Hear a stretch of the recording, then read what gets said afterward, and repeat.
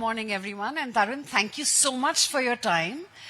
But tell me one thing, the first question when we talk about Hyundai is Hyundai, tomato. What's the correct pronunciation? So it's very simple. It's Hyundai. So Hyundai. Sunday and Hyundai. Sunday and Hyundai. Everyone get it right? Can we all say Hyundai? Hyundai, yes. So that's the right one. Now that we have the record straight, tell me what role has Hyundai played in shaping India's mobility landscape so far? Because you've been an iconic car on the roads. Yes, of course. We came to India in 1996, and would you believe it? Next year is going to be 30 years of Hyundai in India. 30 years. Of course, when we came in, the industry was very different. India is not an easy market for global auto OEMs to succeed. We all know that. Why do you say that? Because India is very typical, and sometimes you try to bring in the global solutions to India, and they don't work. Because India is very price sensitive. Indian roads are very different. We have all kinds of challenges. So Hyundai decided that we have to give respect to India. And when I say this, what I mean is that, for example, Indian women wear saris and very, very sensitive towards that. So ingress of the car and coming out of the car becomes very important. And that is when the tallboy design Santro came in, and it became an instant hit. So it was a very local solution, not that we just brought in a global car and tried to push it into India. The second thing was, because the Indian auto industry was only evolving, Hyundai was one company with very global, technologies. So if some of you would remember, we brought in the MPFI engine, multi-point fuel injection, power steering. I mean, what better solution than a power steering for India? Then when diesel came in, CRDI, and Creta. I think 2015, you remember India was a small car market. What changed it? And very humbly, I would say probably Creta changed it. From a small car market, from a functional requirement, we became an aspirational country. A country of youth where people want to evolve, where people want to be seen like their global peers. So that was the second thing. But the most important thing I would say is our humble contribution towards nation building. Very humbly, I would say we started with Chennai Plant 1, then Chennai Plant 2. We had our R&D center in Hyderabad, now Pune. So the ecosystem, the economy, job creation, our dealers, our vendors, I think playing an important role in putting India on wheels and contributing to the Indian economy. Exports, again, make in India. We all talk about make in India. Hyundai, right from the time we set foot in India, exports has been a key cornerstone of our strategy. And until date, we are the largest cumulative exporter from India, So we are the hub for emerging markets. So that is again something which is very, very important. Of course, societal impact in terms of contributing to sports. Your anchors mentioned about Samarth initiative. Frankly speaking, 3 years back, we wanted to see that what is something where probably there is a lot that can be done in terms of a societal impact. And we realized that people with disabilities probably is an area where probably much can be done, especially when you see Indian psychology or Indian, sometimes I would say, behavior, is not that sensitive. So could we bridge the gap? Could we make the life more inclusive? And that is something which has really, really, again, helped us to move the needle in terms of narrative. We talked about the Honorable Minister talked about the Para Athletic Championship. We were very proud and humbled to be associated with that. It gives us so much pride that a disabled archer has qualified for the in the normal team. This is something which we all dream for. So I think it has been a very fulfilling journey, and to cap it all with the biggest IPO, which has made us truly Indian, So I think it has been a very fulfilling journey in terms of mobility in India over the past 30 years. Thank you. Thank you. That was quite an IPO, I must say. But since that's such an interesting anecdote that you shared, that Indian women wore saris and that's why came the tall boy cars first, and now everything is about SUVs. Since you did talk about, your initiative like Samarth. Yeah. We're living in the times when cars are not just cars, it's all about the tech that the car brings in. Tell me, what kind of initiatives, when it comes to sort of assistive technology integration, are you now inculcating and incorporating in your cars? Look, I think we started with the swivel seats because we saw that this was a very clear requirement where, people with some locomotor disabilities would find it difficult to get inside the car. So that was one thing. But now I think there's a lot of demand coming in where people want to drive. And so very soon, in fact, as early as the next quarter, we are soon going to have an assistive device which will help people to, accelerate the car as well as braking solutions. So I think this is the second thing. The third thing is you talked about technology. And we take a lot of pride in having, for example, now the CCNC screen. Now, is it really assistive enough for somebody with some kind of an impeachment?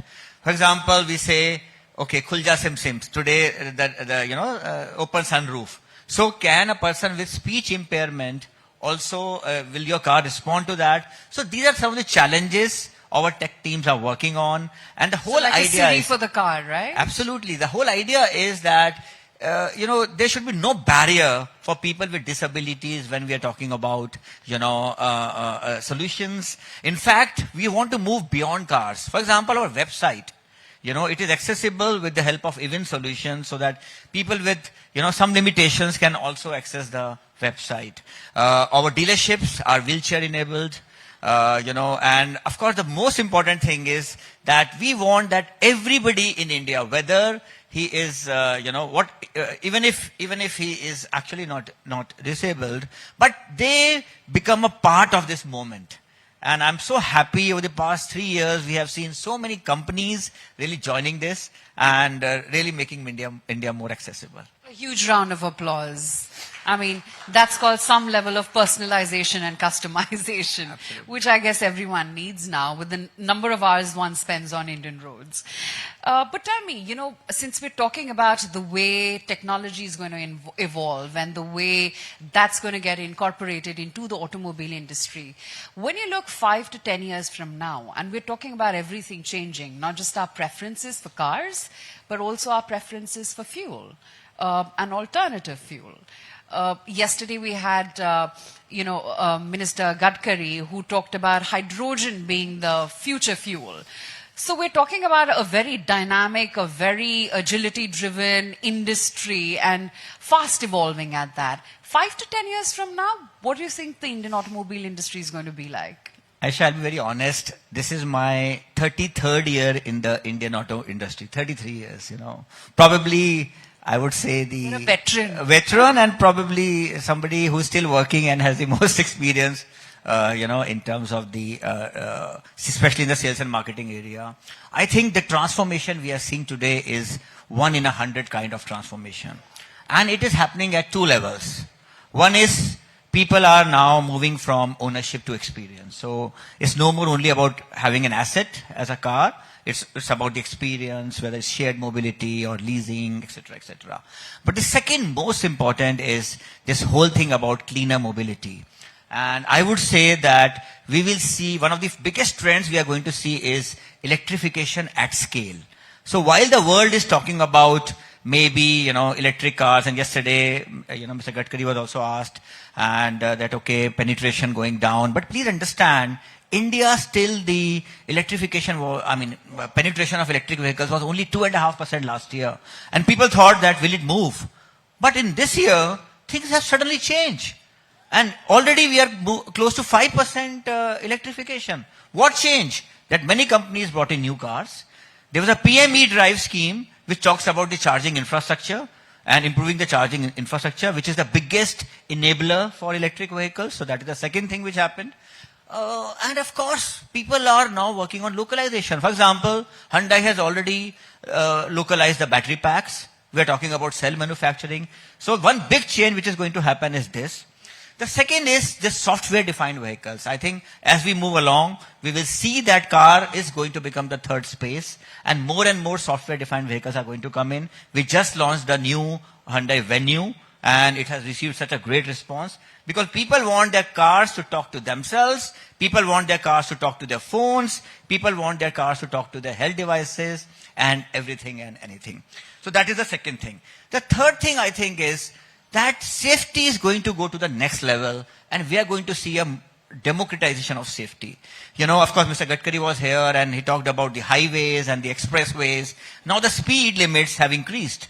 You know, I remember there was a time when the speed limit was 50 kilometers or 55 kilometers on highways. Today we are talking about 120 kilometers.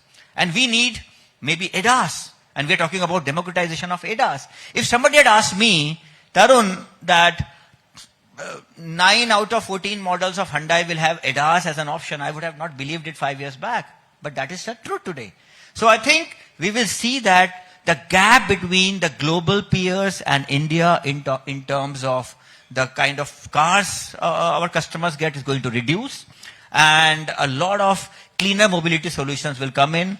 And India being such a big country, not only electrics, but I think hybrids, hydrogen as an energy source. And here I like to say that we have tied up with IIT Madras to make an innovation center to develop the entire hydrogen ecosystem. We want to bring down the cost of hydrogen, and we believe that hydrogen could be a good transformative solution for energy needs, for industries, for power, and ultimately for mobility also. So I think a big change is on our way in the next 5 years.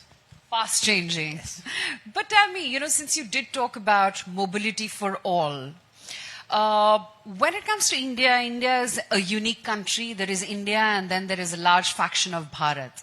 When you talk about the EV adaptability, while metros, you still see a lot of EVs. The infrastructure is now getting there. At least the city that I live in Mumbai, most buildings now have an EV charging station, so you don't have to step out to charge your car. But that said, when it comes to rural India or tier 2 and 3 cities, the EV penetration still is at the two-wheeler stage. When do you think mobility for all can be achieved at scale? And what is it that you're doing at Hyundai for that? I think that's a very good question. And India being such a big country, what is very important is to understand that car penetration in India is still at 33 per thousand. So there's a huge scope. I think one is thanks to Mr. Gadkari, I think the road infrastructure has improved very fast. And Indian industry, automobile industry has really also stepped up. For example, Hyundai is already in 77% of the districts in terms of sales and service infrastructure. We plan to take it up to 85%. Then it is, while a fixed infrastructure is important, at the same time, we want to take the mobility at the doorstep of the customer. So we have more than 150 mobile service vans, which are really going to the nook and corner of the country to provide that kind of The third thing is, you would have seen in the Bharat Mobility Expo, we are trying to develop a e-3-wheeler last mile mobility solution. I think when we talk about inclusivity, this is probably going to be a big game changer.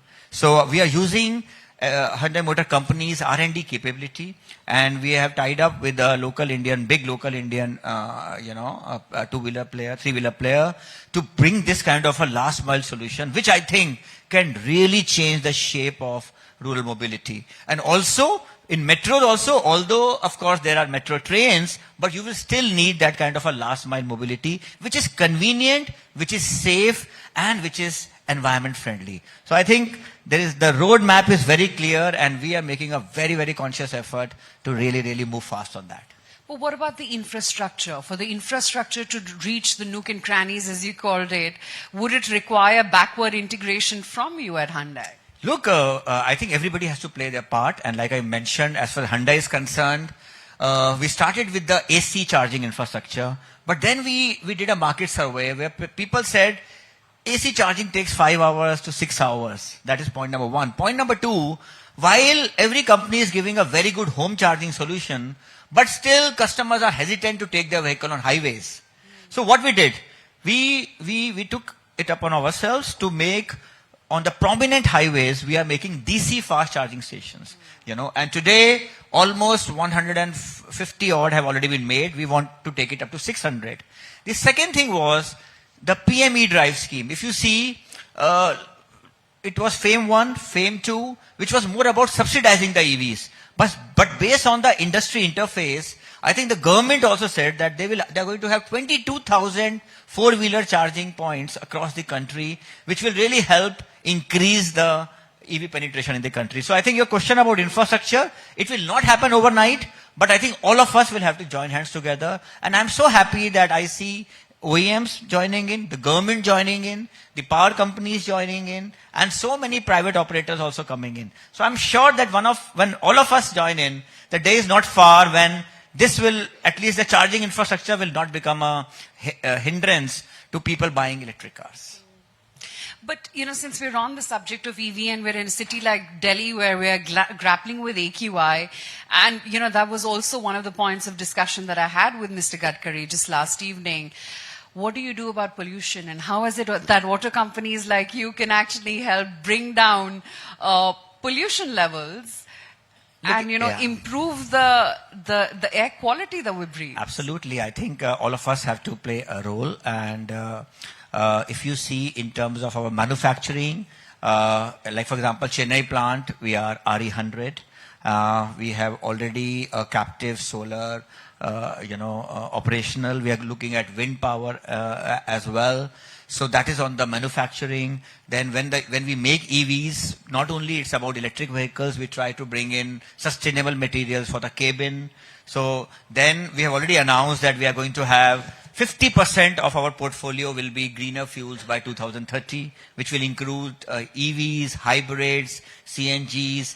We are working on the hydrogen ecosystem, and that's a very strong project for us. So I think all of us are making, our contribution, and I'm sure that together, this question was asked even today morning, this is something which we still have a long way to go, but I'm 100% sure that once all of us put our mind together, and maybe the time has come for academia, OEMs, government, suppliers, everybody to sit together and see how we can really take care of the solution. Because I don't think there is a dearth of talent in the country. I mean, we have the best IITs, we have the best IIMs, we have the technology, we have the money, we have the power, GDP is growing.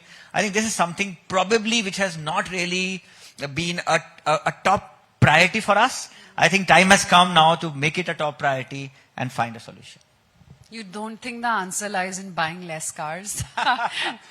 Look, like I said, India being such a big country, probably car penetration is still very low, but we need to find more shared mobility solutions. I think that is very important. So as the metro network is expanding in the country, we need to look at making last mile connectivity very convenient. And then people will really, look at sharing, and of course, leading to less pollution and less congestion on the roads. Well saved. But, Tarun, today at the India Economic Conclave, the theme is navigating geonomics. And I mean, who better than the auto industry? Because I remember in 2021, 22 was it, when you had the chip shortage, then you had the rare earth magnet issue. The auto industry has really sort of, seen it all when it comes to all that plays out around the world and gets hard at. Tell me, is the rare earth issue now behind us? Or is it still a challenge? Like I told you that this is my 33rd year in the auto industry. I'll be very honest, I never knew that car had so many chips until the chip shortage happened.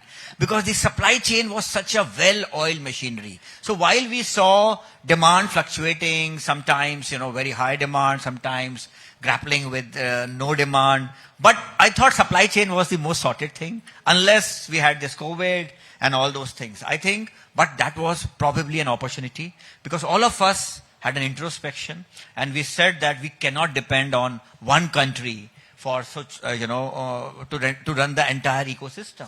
And I think this was an eye-opener for all of us.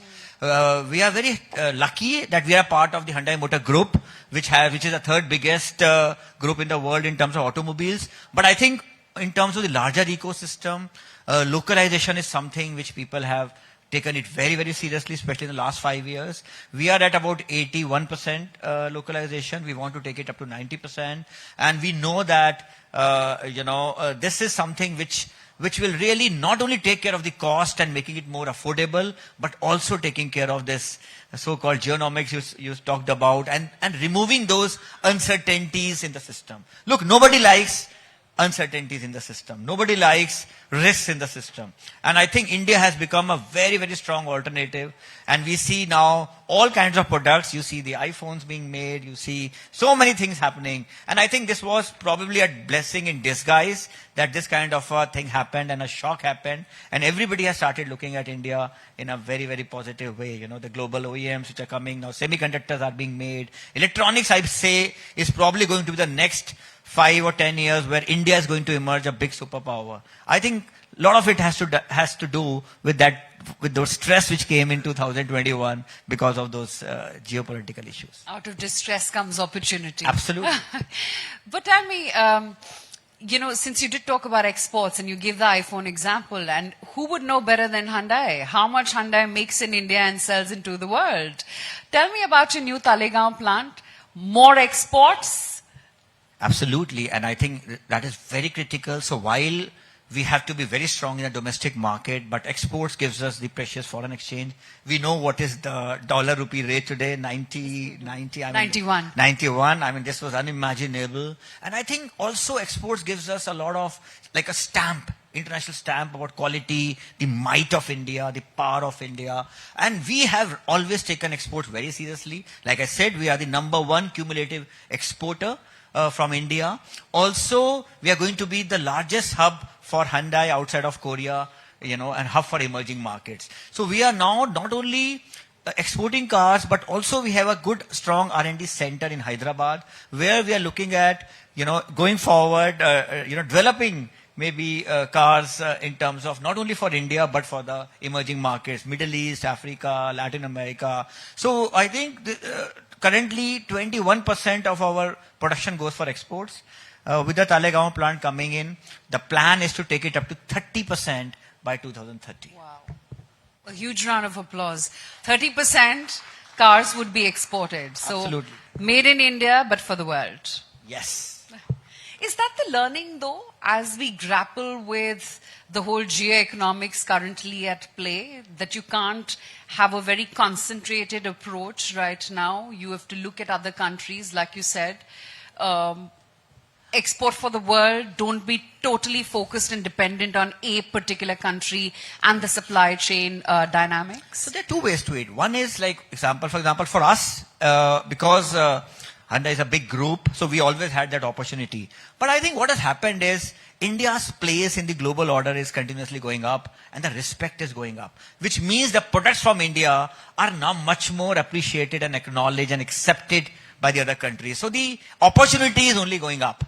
That is point number one. Point number two, because of our unique demographics, I think the price value equation is extremely good in terms of efficiencies of our plants. And we have a very strong local ecosystem in terms of the vendor ecosystem. I think that helps us to really produce and make sure that the risks associated are minimal.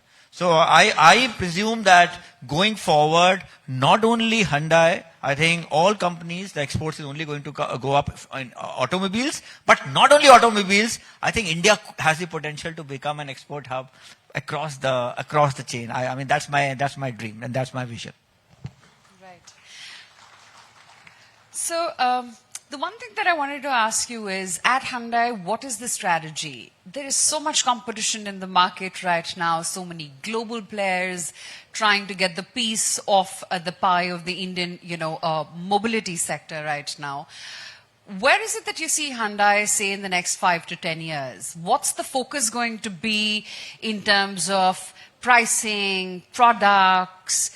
And where do you see the Indian consumer moving? I mean, from COVID onwards, we've seen the SUV rage. Now everyone wants to feel safe. They want SUVs. They want cleaner fuel. What next could they want? Look, I think it's all about the trust. So as far as Hyundai is concerned, we want to be the most trusted brand in India say by 2030. I think that is the vision. We have very clear vision we have, and our global vision is also progress for humanity. So I think that's very important. You need to be a problem solver. You need to make people's life convenient. So like you said, customers will keep on evolving. But the important thing is, do you keep your eyes and ears to the ground? Do you see not only their spoken demands, you also look at the latent demands. You know, I think there are some things which people don't speak out, but yes, they want. The other thing is, India's median age is 29, which means that we are a very young country, which means we are a very aspirational country. So you need to see that how you can provide those aspirational solutions, but at an affordable cost. And I think our scale, global scale, and of course the Indian scale will help us do that. The other aspect, which is again very, very important, is that you don't need to be only focused on one aspect of car sales or automobiles. I think you can do so much more from a country perspective. You know, like I said, energy. Energy is something which we all know that we are dependent so much on the imports. So how can you develop the hydrogen ecosystem, which can really, really make India self-reliant in hydrogen? And this is something which we have, again, we take it very seriously, because globally we are very strong in that, especially from a waste to hydrogen point of view. So we want to really make a big mark there. The other advantage is, like I said, because we are a company which is very successful in developed markets like US, Europe, Korea, you know, so I think India, the way it is going, like we talked about, we are already the 4th biggest economy in the world. We are going to be the 3rd biggest car market. Very, very important to bring in, you know, those kind of solutions which our young, aspirational Indian customers want. So we want to be the truly Indian brand, you know, made in India, made for the India. And if I may humbly say, most humbly say that today now is going to be led by an Indian for the first time in 30 years as well. I was just going to say that. Thank you. Come 1st of January, ladies and gentlemen, the first Indian MD and CEO at HMIL. Yes, I think right? it's a matter of great pride and of course a huge responsibility as well. Yeah. And I'm sure you will fulfill that. But thank you so much for your time today. Thank you Great very much. speaking with you. Thank you. Thank you very much. Thank you.